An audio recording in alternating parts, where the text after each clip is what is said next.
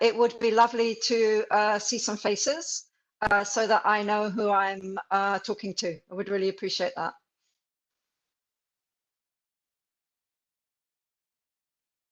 Thank you.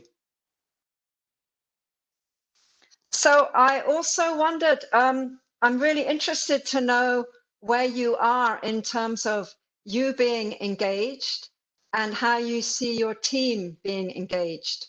So Hikmet is going to launch a Mentimeter survey, and they're 2 short questions. The invitation is that you put how you see yourself on an ordinary, typical, average day. Are you engaged? That would be high. And if you feel very disengaged, you would put low. So if you could assess yourself, both yourself and also how you see, if you're a project manager and you've got a project team, then if you could also put how you see your team, that would be really helpful. I'll just give you a moment to do that.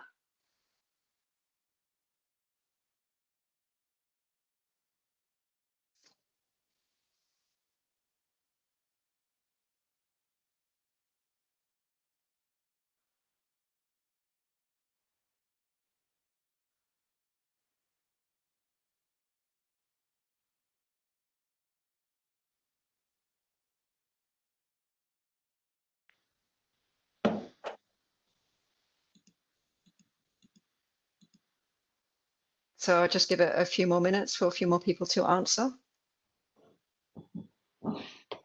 If anybody has any technical difficulties, speak up or talk in the chat, okay? We can help.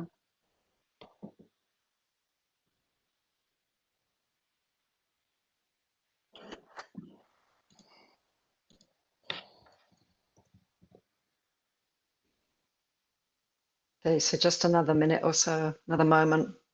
How engaged do you feel and how engaged do you think your team is?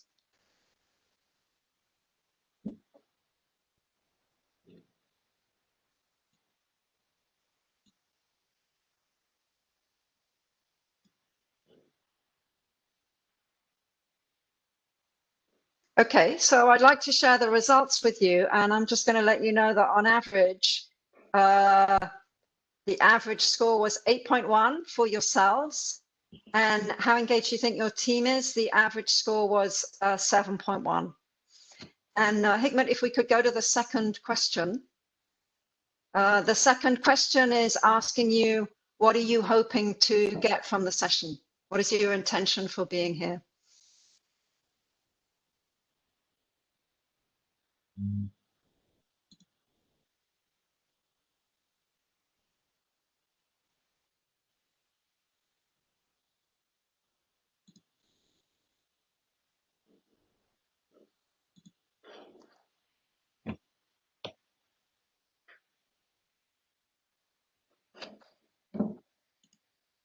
And I'm wondering how I change to the second slide so that I can see the results coming in.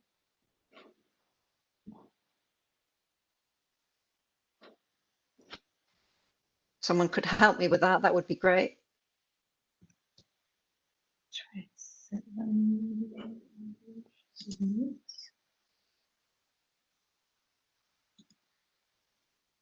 Can you all see the second page with the second? I'm not seeing the second question turn up. That's Hikmet, to you. I think you have to scroll to the second page because you've launched it, or do I have to do it? I think you need to go to the second question. Was it the same number? It was 1 poll? Yeah, 1 poll. Oh yeah, excuse me. Usually the person who launched the We got it.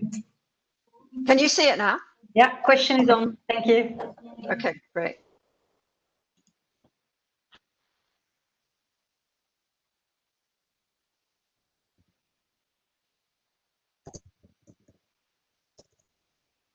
So just a word or 2 words to say what you're hoping to get from the session. It will be really helpful.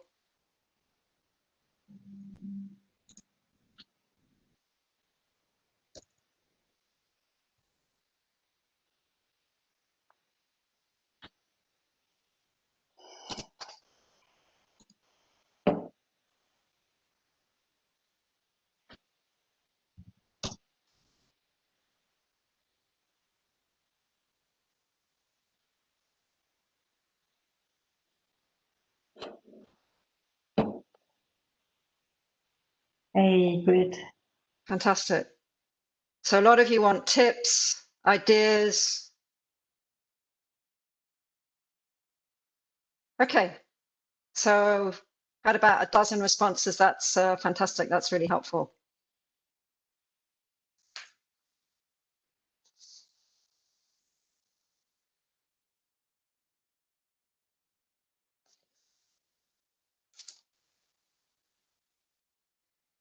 Okay, so I'm going to stop sharing that for the moment. Thanks. That's really helpful. So in a minute, I'm going to start talking about engagement. I'm going to hopefully address some of the points, bring some insight, give you some ideas and some tips. But first of all, I want to start by briefly talking about why it's important.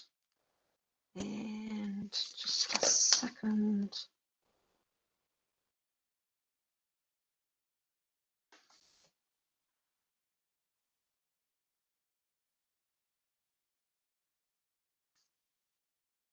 Okay. Not sure what's going on here.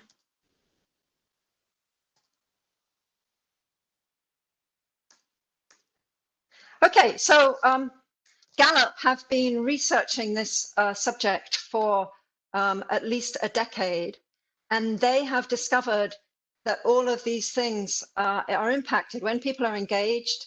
Customers are happier, company makes more money, people are more productive, there's less staff turnover, there's fewer issues around safety, there's less people stealing from their company, there's less sickness, there's less defects in terms of quality. So loads and loads of positive benefits. In addition, there's been other research that shows that better mental health, less stress, people feel better, fewer burnouts, etc., etc., etc. So there's really an enormous number of benefits in helping people to be engaged at work. What does it actually mean and how do you feel? Well, when you're engaged, you have the feeling that time is flying. You even forget that you're working. People build, employees have more energy and there's more mental resilience. People feel enthusiastic and proud of their work. So that's what we're aiming for. But let's have a look now at what the reality is across the world. So Gallup, as I mentioned, have been doing research for about a decade. They've been researching globally, and I want to focus in on Europe. I wasn't able to find more up-to-date data for Europe. This is the most up-to-date data available. 10% on average, according to this data, of the European workforce is engaged. About 70% is disengaged, and that the remaining 20% are actively disengaged. Now we need to take this in context. In general, professionals have a higher level of engagement.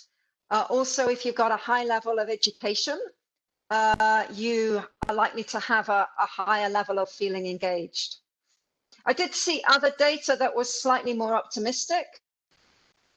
It shows that in Europe, the figure is about 30%.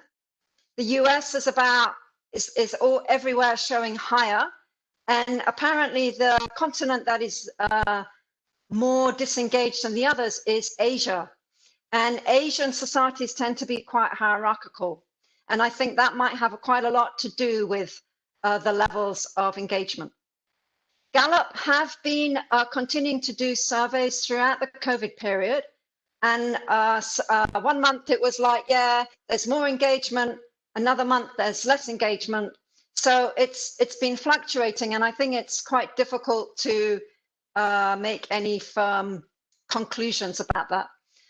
Because this is the PMI conference for Belgium, Luxembourg, and for the Benelux, I put the 3 country figures that I got.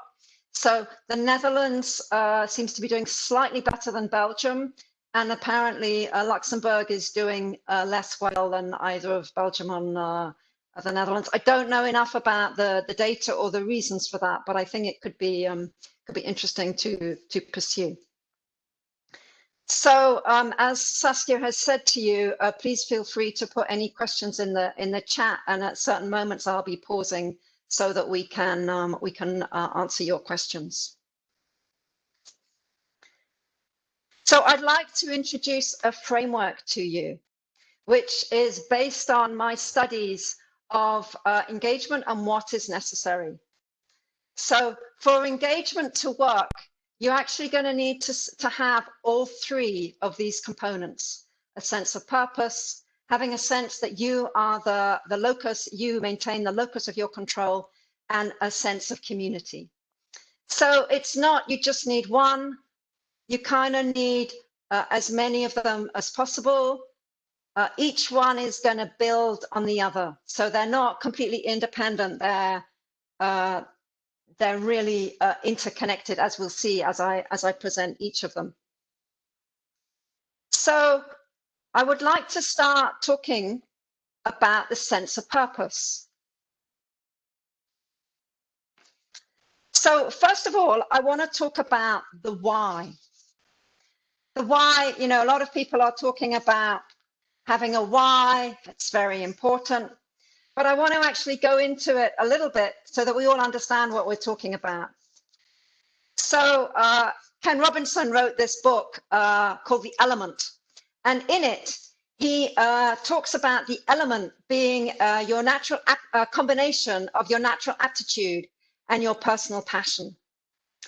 So those two things are part of the why, but in actual fact, you also need to think about what the world actually needs. So it might be that you think about not necessarily the world in its bigger sense, but it might be what is useful for the project or what is useful for your company.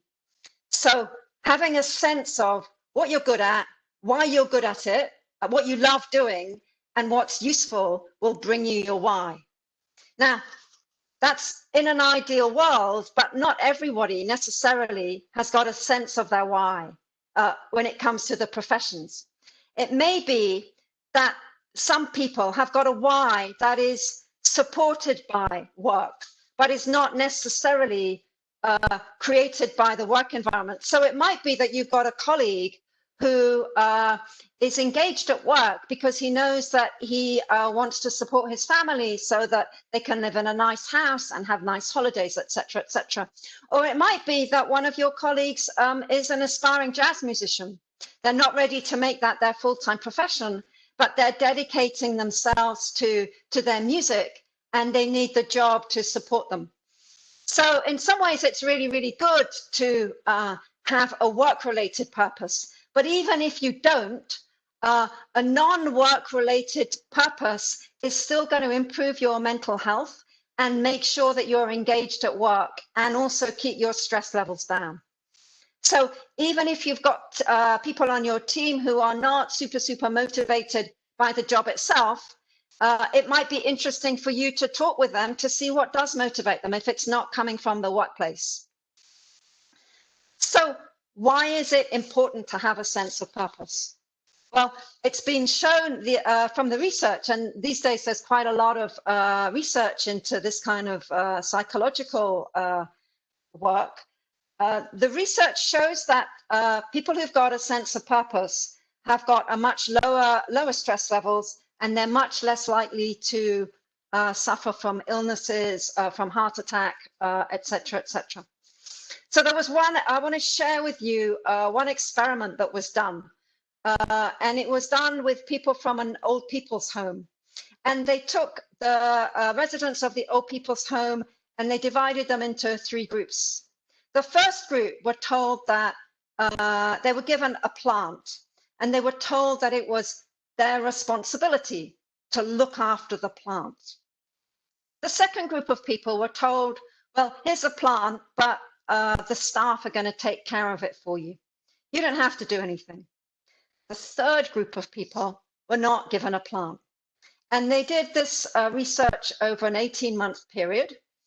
And at the end of the 18-month period, it turned out that the people who were given the plant and told to look after it, they were twice as likely to still be alive. They were also shown to be happier have better rates of health, and to have more active lives. So I think this is an interesting study that shows that, you know, if you've got a sense of purpose, they're very, very concrete benefits. So once you have your own sense of purpose, it's also really good if you can connect it to the sense of purpose of other people around you, so that, you know, your purpose links to the purpose of your project team, of your company, and the purpose of the project overall.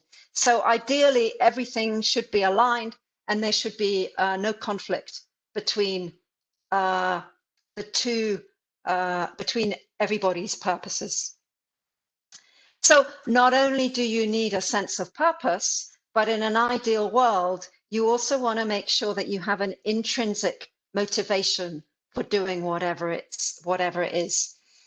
So an intrinsic motivation means it's coming from the inside of you. So an example of that is you want to become a master at being a project manager, or being an accountant, or being a lawyer, whatever your speciality is. Now, if you're aiming for mastery, it means that whatever happens, you're going to turn into a growth opportunity. And I want to refer to a lady called Abby Wambach, who you may know is or was a champion, a female football champion. And she won several Olympic medals, and eventually, so she, in her book, she talks about the commitment of the team. And apparently, before the team went onto the pitch, they would see a photograph of a recent defeat that they had against a major opponent. And for a long time, she didn't really understand what all this was about. But eventually she realized that if you can use your failure to fuel future successes. And apparently the team that following year went on to win the World Championships. So that's just an example of how you can use a negative thing and turn it into mastery, so that really whatever happens to you, it's serving, and you're really aware that it's serving a higher goal. So I'm going to pause now. Are there any questions or comments? Let me stop sharing. I have no questions in the chat at the moment, so I'll invite people to speak if they have any thoughts about this.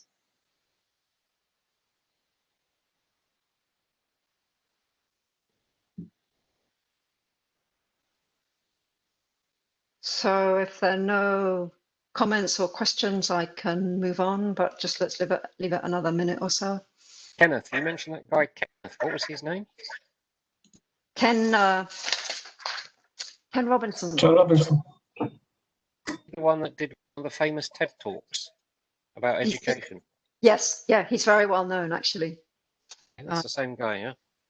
Definitely the same guy. And yeah, you can follow him on YouTube. He's got quite a lot out there. I think he's one of the top 10 TED Talks, which is all about education and how you motivate people as well. Yeah, yeah. Yeah, I sent a question in the chat, but apparently it didn't show up.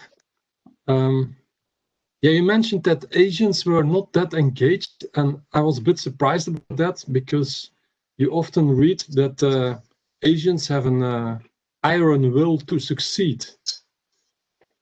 So in a minute, when I go on, that's a very good segue into my next section where I talk about the locus of control. Yeah. So I think I should present that first, and then we can revisit the question about maybe why Asians are not so engaged. Okay, sure. So I think that's a great moment to return to my slide.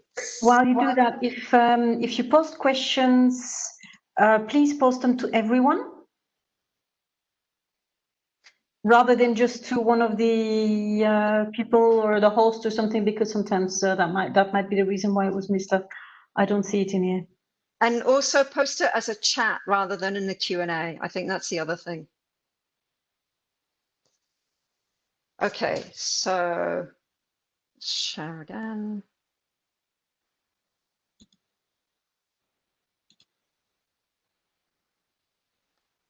Okay.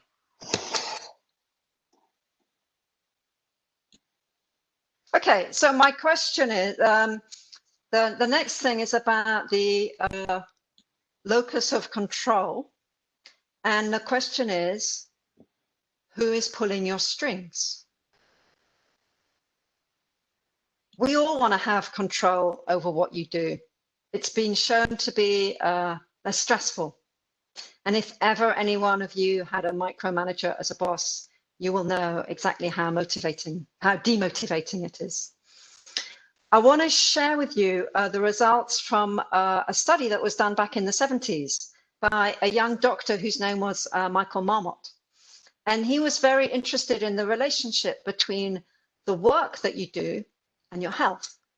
Specifically, he was interested in mental health, stress, and risk of heart attack. So he did a very complex study involving interviewing 18,000 British civil servants. It took them several years to complete the study, but they were very, very surprised when the results came in, because everybody was expecting that, you know, the more senior people would be under more pressure and therefore they would suffer more from stress. But in actual fact, it was the exact opposite. The people at the bottom were 4 times more likely to have to suffer a heart attack and to suffer from stress than the people at the top. They found a direct inverse relationship between heart attack risk and the job ranking. So Michael Marmot got really curious, and he started asking questions like, well, so why is it that people with who have a good education and a good stable job, but slightly lower in the hierarchy, why is it that they have a higher risk of the heart attack than people with a slightly higher status job? So he goes back and he does more research. So in this, the next experiment he did, he started looking at a group of people that were in some ways very like. They were all within the same band of a job. In the same office, they had more or less the same rate of pay. The only thing that was different about them was the amount of control that they had over what they were actually doing. And the results confirmed what they were thinking, that the more control you have over your work, the less stress you have. But in addition to that, it was also showing that those people felt better overall, they tended to have more friends, and they tended to have a better social life. So this also confirms another thing, that if one area of your life is going well, then it can pull the other areas up. But likewise, if you've got an area that's pulling you down, it can also affect in other areas. So stress and disengagement doesn't come so much from boredom and monotony. It comes from not being autonomous. It comes from not being able to take responsibility. So if you're wondering what you can do to help your team feel more engaged, then think about the responsibilities that you're giving them. And as for yourself, as much as possible, you should be setting your own priorities. Obviously, you need to align with other people in the organization. You need to align with the client, et cetera, et cetera. But as much as possible, you should be choosing, you should be setting your own priorities, and you should be encouraging your team to figure out their own priorities as well, as long as, you know, within the constraints of the project that you're involved with. So once you have your priorities, it's then very important to be able to stick to them. If something comes in that is not within your priorities, you need to find a way to say no, and you need to keep your boundaries. So sometimes you're not in complete control of what you get given, and sometimes you have to accept things that you don't really want to.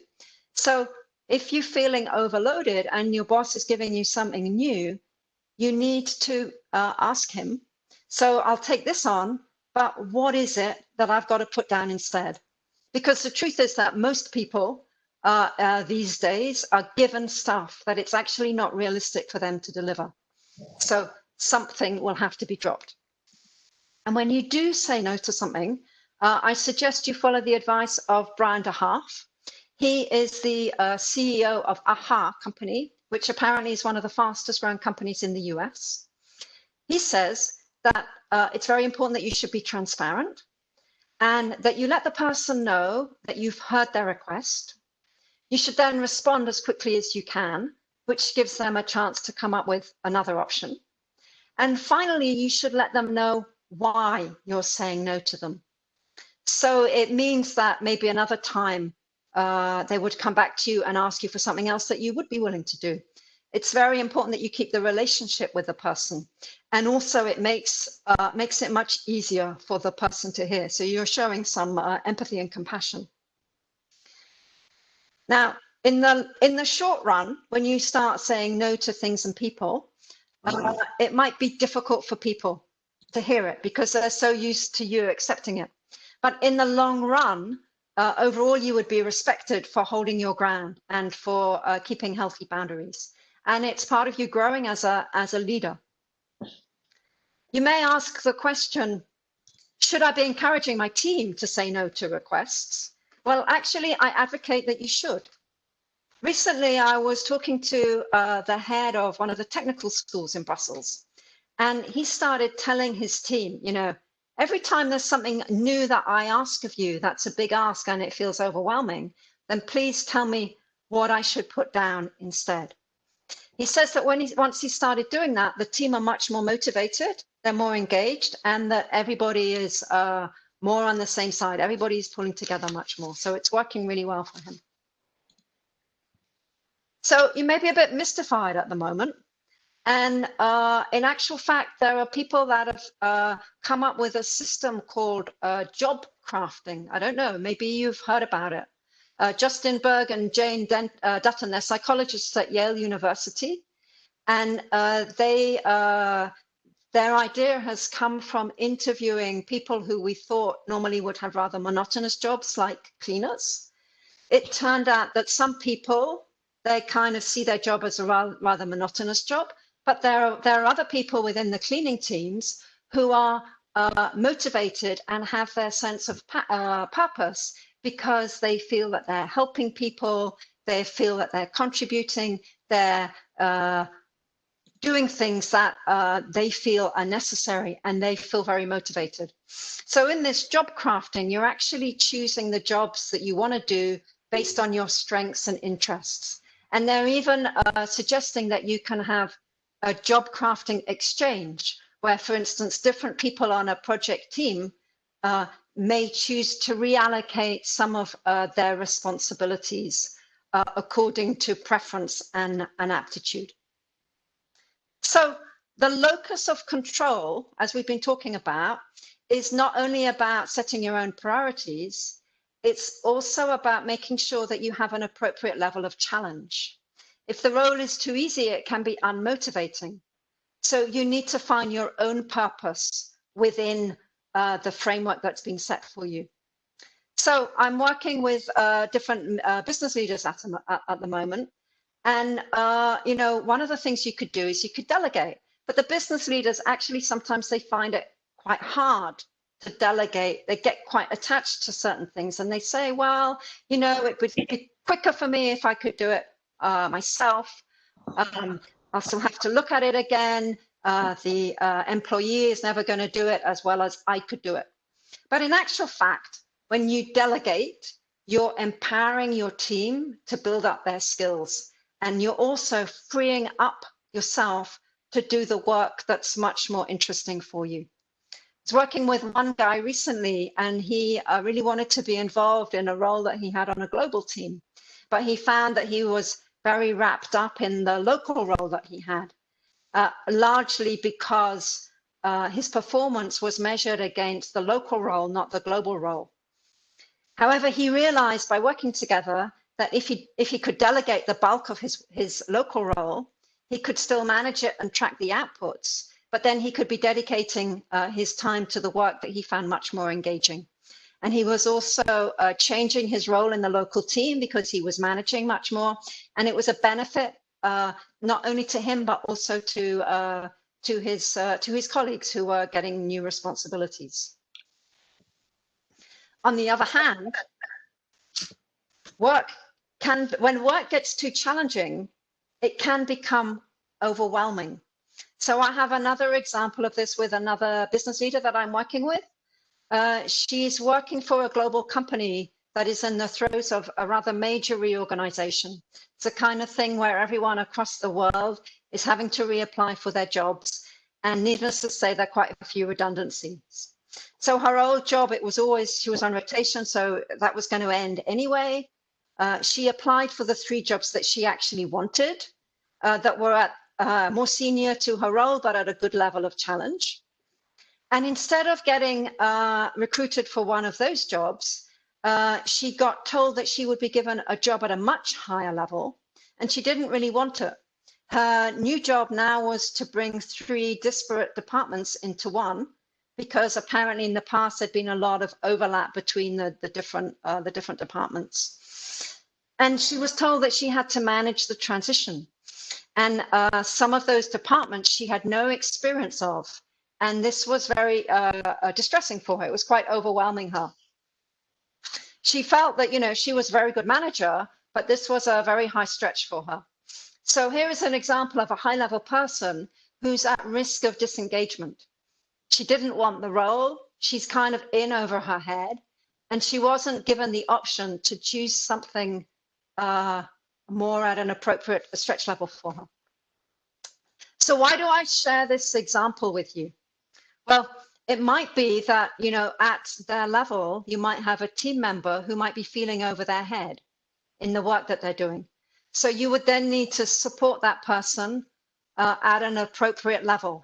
And also I suggest that you could link your success to theirs, because if you're managing a project and there's somebody who's underperforming, you know, obviously you're not completely responsible for their performance, but you also, your role as a manager is also to make sure that that people are performing as well as they can.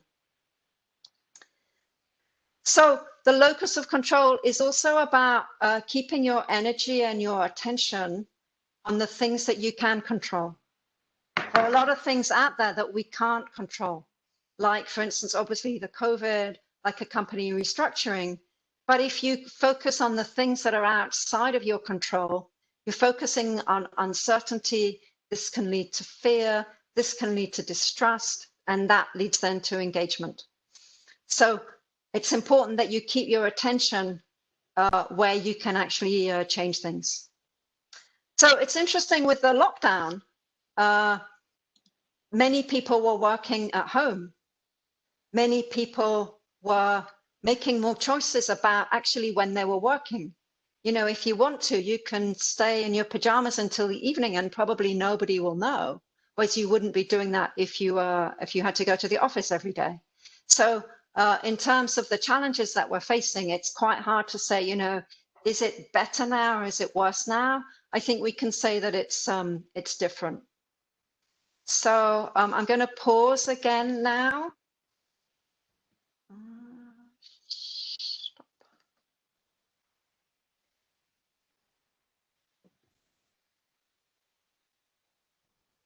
And again, it's a chance for anyone to ask questions. And the gentleman that asked the question about Asia, how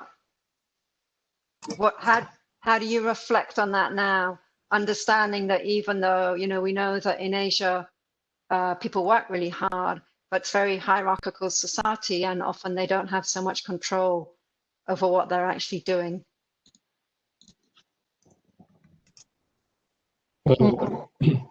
Yes, if control over your own work is the big factor, then I can understand it, yeah. Okay. And also they tend to make long hours there, but not necessarily necessary to get the work done. It's more like a culture of making long hours. Right, right. Ruth, this is Renuka, sorry. I believe that saying no, what you say, it's a very good thing in the Western culture. People do have the courage to say no, but this doesn't exist in the Asian culture because of this hierarchical system. So people are too scared to say no to anything. I mean, how would you deal with that? Because they will never say no, and then there is a disengagement that you will face as a project manager. Right, that's a brilliant point. So, I mean, my sense of it is, you know, in Asia, you have a way of saying no without saying no.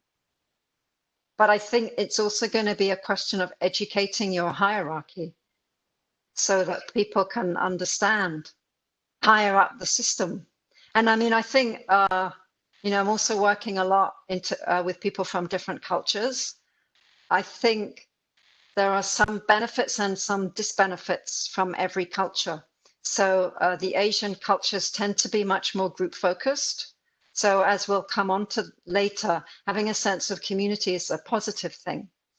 You know, you can look at the US where people can say exactly what they like. There's a lot of freedom, but it's very, very individualistic. And that also, as we're seeing nowadays, it can lead to narcissism. It can also lead to, you know, believing that you can have anything that you want. And, you know, we've got one planet. So there's also a downside from individualism.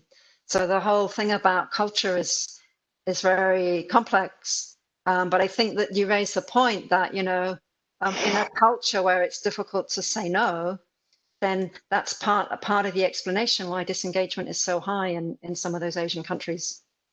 Yeah, no, I totally agree with that. And I do agree that you have to train more the managers to encourage the people and build that trust so that the people can feel safe when they say no, because people don't feel safe to say no, and that's the problem there. Yeah, and so I've been working with some colleagues in Asia and doing peer coaching with them, and I've always been startled by, you know, the need to save face for an Asian, whether it's their own face or the face of the project manager or whatever, and it's because it's so alien to our culture. It's been very interesting for me working with them and seeing how the kind of dancing that they have to do to not offend anybody and to make sure that this person is on board and that person is on board. But I think it does relate to, because there's all of that going on, I think that's partly why the engagement rates are not as high as perhaps in, you know, in the US, where people are more intrinsically motivated, perhaps, you know, or motivated by different things. Which is why engagement levels are perhaps higher over there. Yeah, but just the last question concerned to this, because when you are face to face, it's more easy to still identify somehow the disengagement by the workers or the team members. How would you identify this disengagement when you are working virtually? So yeah, I think that's a great question, and it's a question that how are you keeping track with your teams when you're working virtually, and how are you staying connected as a team, which actually leads to my third point. So maybe that would be a good moment to go back to the slides, and then we can come back here. Sure, thank you. Sure. So just a sec.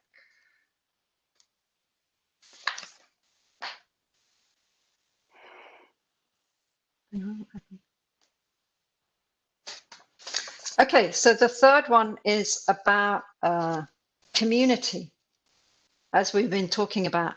You need to work, you need to be in an environment where you feel that you belong, where you feel that you're appreciated and that you're valued. You need to feel respected, and you need to get some your good work recognition. You also need to feel that you're being treated fairly. So these are all things that are going to support you, and it's all about being part of a community. And as you just mentioned, you know, it's much harder now that we're not going to the office. So you have to be more intentional about it. From the people that I'm working with, a lot of teams are having, you know, virtual coffee breaks so that the personal connection is maintained. And, you know, there might be some resistance. It's like, why would I take, you know, I've got so many meetings already. Have I really got to take 15 minutes to just chat about nothing, to chat about my children, to chat about my holidays or whatever it is? But in actual fact, those people that are doing it are finding that they are, they're able to stay in much better contact, and they're feeling better about their work. So I want to talk also about the fact that we are wired for connection.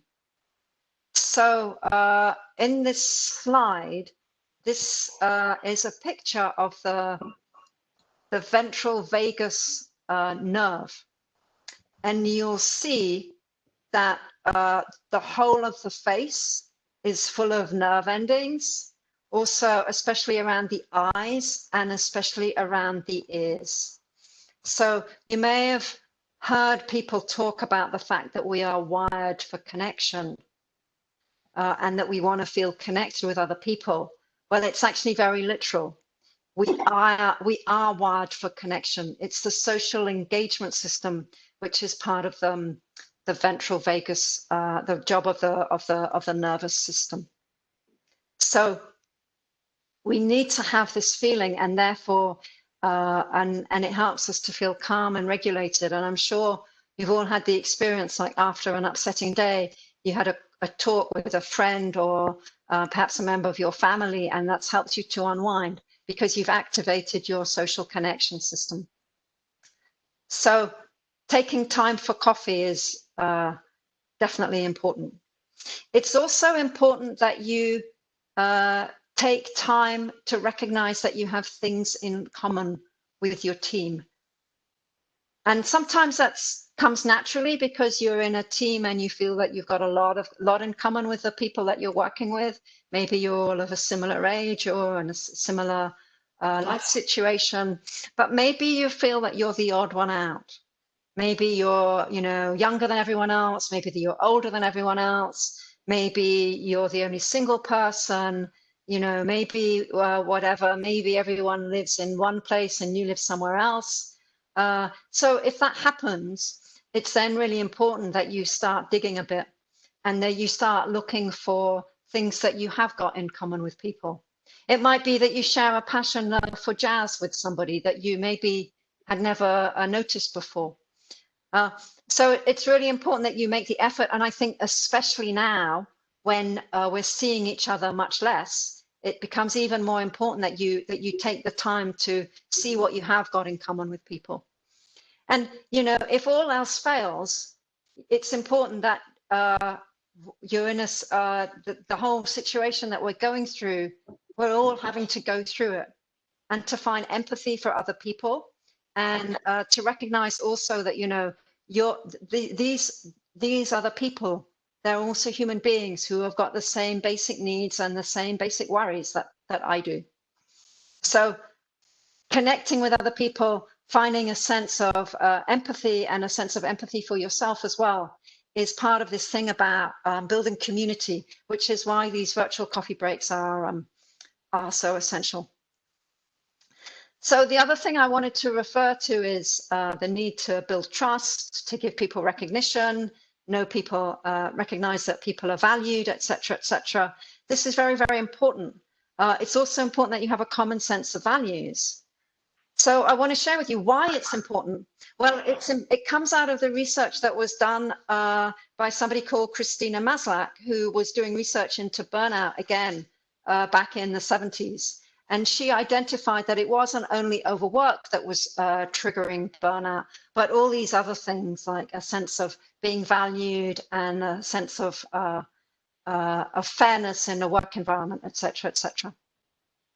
So there's one more thing that I want to mention about building community, and you may already know about it. It's being written a lot these days in the business literature. It's talking about the fact that to be a good manager these days, it's really that you're needing to coach your people, be much less of an instructor. So it means that your role is much more about asking questions that get the person to reflect on their situation more than it is telling them what to do. It's about listening more than you're speaking. And it's also about getting curious so that you can really understand your team better and help them to find their own solutions. So not only will this help to support your team to develop themselves, it will also help to deepen your connections with the team. It will build more trust. and create better communications and therefore better engagement. So I'm going to pause again.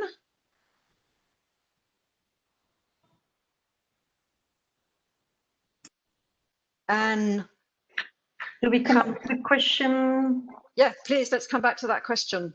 But it wasn't typed, so I'll just ask the person to speak it, just to say it again, because I can't remember the words.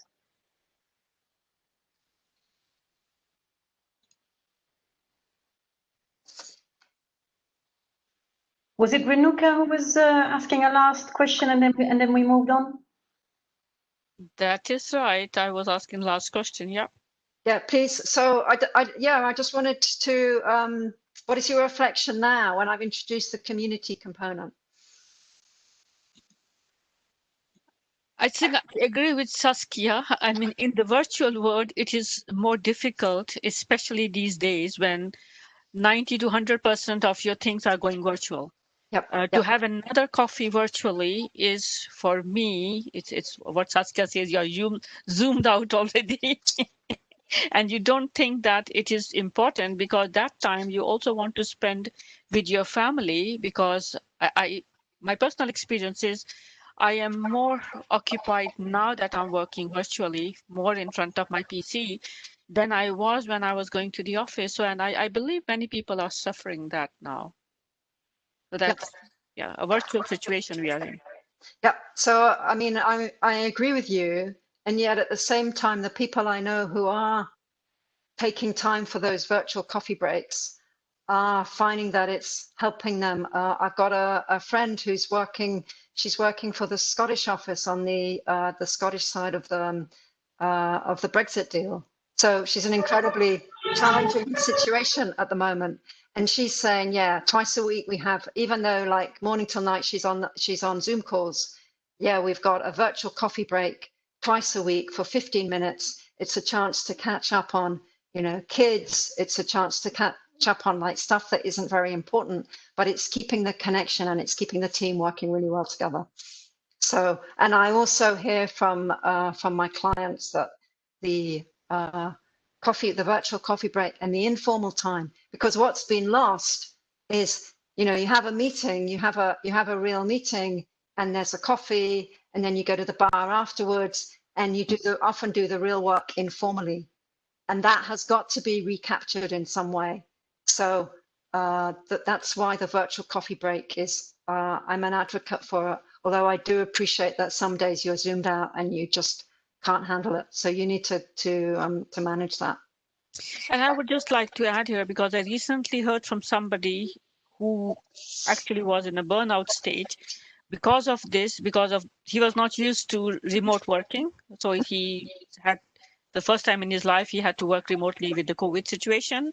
And he did not find himself fit within this coffee break of informal coffee breaks. He said, I had nothing in common with what they were talking. I was completely bored and got demotivated, disengaged, and left the job. So that's why you need to look. If you don't have a natural thing in common, you absolutely need to look for the things that you have in common. And if there are key people that you need to have a good relationship with, maybe you need to have a one-to-one with them just informally so that you get to know each other, because it's very important. And I think it's managers, correct. I think it's the manager's role to ensure that everybody is then engaged and not to leave out somebody. And that would be important here. Yeah, so if you're having a team coffee break and as a manager, if you're noticing that somebody's not included, then you need to find a way to bring them in and to facilitate them.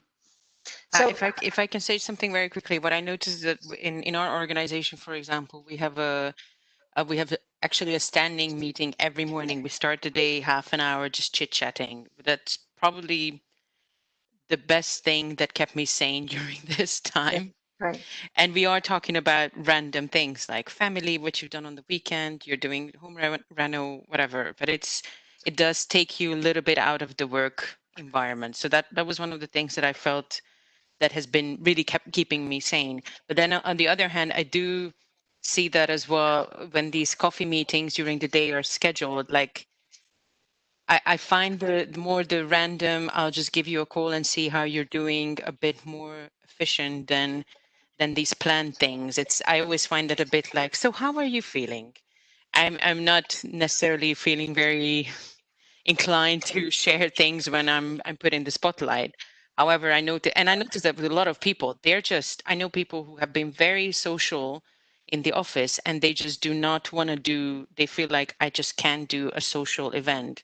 And I don't know who mentioned this actually, like in the chat, but I felt that in the beginning, I was also more inclined to, oh yeah, Zoom drinks and pub quizzes and stuff like that. And then after a while, I was like, I can't do another social event through Zoom or Skype. It's just too much. So it's a question of getting the right balance. Yeah. Yeah, I You guess. need Yeah. to get the right balance so that you still feel connected with people, but obviously you don't need to do it. And it's about choosing your priorities, choosing what's important for you, and it's your sense of purpose. Why am I doing this? Well, I'm doing this because it's going to make me feel connected with these people. And if it doesn't serve that purpose, then you say no to it, which is what I said earlier. So Well, I'd like to go back. Sorry, just a quick one. We did something different. We had quite a lot of team calls that were Zoom as well, or Skype or what have you, and it was in our team.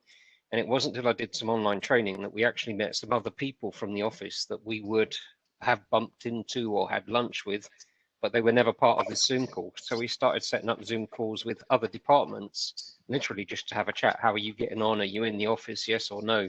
And that created a different dimension to it. So Hikmet, if it doesn't feel the same, actually stretch the boundaries and reach out to other groups or other people and invite them in to tell their stories. And it kind of breathed new life into it as well. Because the same people having a chat have still got the same kids, the same dogs, the same hobbies. But actually finding out what's going on with the other people, again, made you more engaged with the rest of the company rather than just your department. Because instead of being isolated as an individual, you felt a bit isolated in your department or your team, but there's other people out there as well. Right. So then again, that links to the larger organization that you're part of. That's great. So I want to come back to my presentation. I just have a couple more slides. In the meantime, I'll just shout out, I will be posting in the chat room the references, which are also on the last slide of Ruth's deck. Some people were asking for those references, Ruth. Okay, great. So I think I've covered, I'm just going to give you a moment to read through them. I think I've covered everything. Is there anything that I haven't covered that you want to know more about?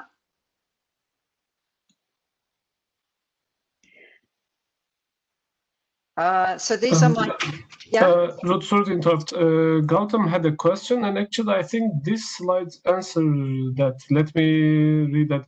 He asked, how could we influence and collaborate more with the teams while working virtually? I just sent it on the chat screen, and I just wanted to, let's say, erase it. But so I think this slides might be an answer for that. So I mean, I think it's that thing about keeping the informal channels of communication alive, whether you're, chatting on WhatsApp or whether you're having virtual coffee breaks or whatever, so that the collaboration continues. That you need to stay in contact with each other, and whatever way is going to work for you. I don't think there's a one size fits all answer to that question. But I do want to share with you one more insight, and this I get from a book called Conscious Business, which was written by Fred Kaufman some years ago. And these questions, they come from a Gallup survey, and the research was, what do the world's best managers do for their teams? And the people, the world's best managers, they had employees that would answer yes to every single one of these questions on this list. And I think you'll see quite a high correlation between these questions and the things I identified in my talk based around the purpose, the locus of the control, and the community.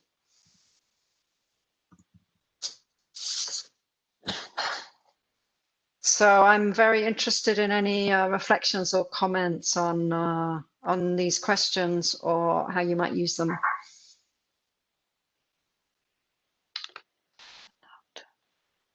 look exactly the same as the questions we get in our annual employee opinion survey. Okay, well, that's probably where they come from. But to what degree are you working for a company where you can say yes to all of those questions? And how does that help you with your engagement? Most, and yes, it does. That's exactly what it's about. Right. Okay, great. Yeah, I'm going to have a look again at those questions because, yeah, after some time you always tend to focus on the routine and on the actions and the instructions. So it's good to come back to such lists from time to time. And I think perhaps it could also be useful to kind of reflect on, okay, so what do I need to do to make sure that my team can answer positively to that question? Yeah. And especially around reward and recognition. You know, as a project manager, if you've got people on your team and they're doing good work, then their sense of engagement will definitely be elevated if you're able to recognize them and, you know, if you're able to reward them, even if it's informally. And most people, some people like to be recognized in public, but most people actually like to be recognized, you know, in private. So it's also a really good idea to find out what kind of recognition the person wants, and they will already appreciate the fact that you're asking them. So, you know, reward, recognition, sense of fairness, making sure that everybody is aligned on the values that you're working towards. Those things are all very much part of building a sense of community that will support engagement. And in answer to the question about what's going on in Asia, I think those are positive things that are perhaps not in the Asian culture at the moment that could be more easily introduced than challenging a hierarchy, where you're actually providing more recognition and more reward. It could also be really helpful for people. So I know that we're out of time. I'm happy to stay on a bit longer if anybody wants to chat with me. I would also be really interested in if anybody would care to put in the chat what they've found useful, what their key takeouts are from the session. That would be really interesting, I think. Before people do that, I'm just gonna, because some people might have to drop off at the finish time. Sure. So for those who have to, I would just like to call out the winner of our lucky draw. So the guest pass for this session is going to Nasos. Nasos is online, I believe. Do you want to say one or two? I'm very happy. Thank you very much. I was hoping someone else would gain it, and not. But I'm happy somebody from the Luxembourg got it. And Ruth, thank you very much for a great presentation. Thank you. Ruth, I have a question for you. In my work environment, even before COVID, we've gone through a very difficult period, and which has caused a lot of disengagement. So our engagement scores are catastrophic at the moment. I've also had to deal during that period with a direct manager who was extremely disengaged.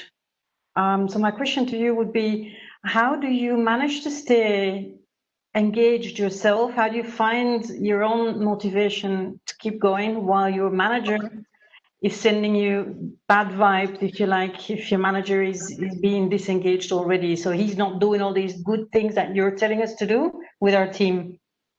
So then I'll come back to you and ask you, what's your purpose in your work? So you think that should stand over his ability to motivate me and keep me going? I think if you're really clear about what your sense of purpose is about, and if you're able to stick to your own priorities and deflect what is coming from him, obviously there's some things that you won't be able to, but you know, it's that thing about keeping your attention where you've got control and not getting too involved with the things that you haven't got control over, which is how your manager is behaving. And as much as you can, keep your sense of community, so your contact with the other team members, etc., so that those things are supporting you. And okay, you know, your boss is having a hard time, but don't make it your problem as much as you can. Thank you. It totally makes sense. Sure, you're welcome. I've not been looking at the chat box. Is there anything else that coming in? So yeah, any other comments or any other reflections, questions? Horia had a point. She was in the attendee part. For some reason, I couldn't make that attendee panelist. From time to time, remote teams needs to break from work and socialize through e-coffees, e-breakfast, fun quiz events using Menti on a more regular basis. Yeah. Yeah. So that's what I your point. Yeah. Yeah. Yeah. And yeah, she's pointing out that Menti is a useful tool, that, you know, you can do all kinds of stuff on Menti. Something that we've done in our team, in a project team during the lockdown, is we did a photograph competition.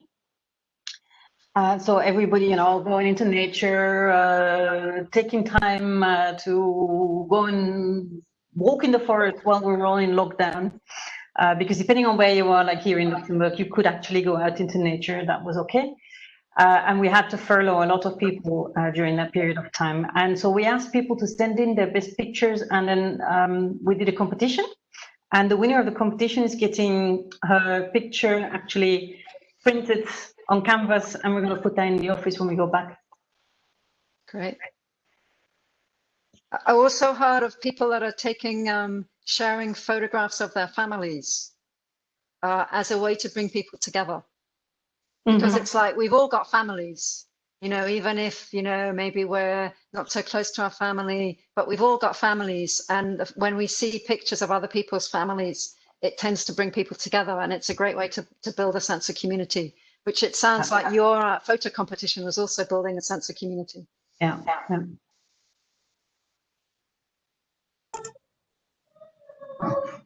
So to finalize, I want to thank you, Ruth, for sharing this inspirational speech with us.